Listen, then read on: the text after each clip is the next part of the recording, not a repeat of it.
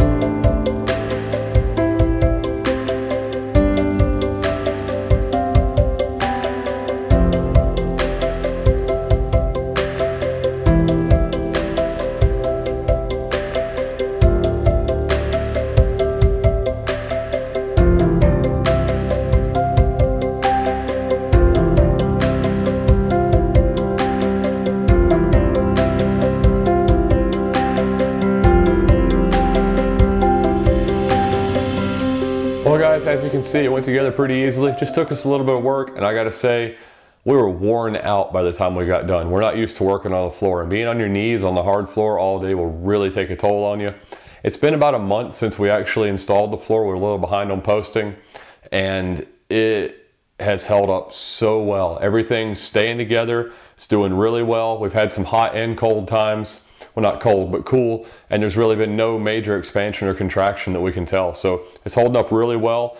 And everybody that comes in thinks it's wood right off. And if you look close, you can tell that it's a vinyl floor, but it's going to serve its purpose. It's going to be very durable. And around here with red clay, you want something that's durable and is going to hold up.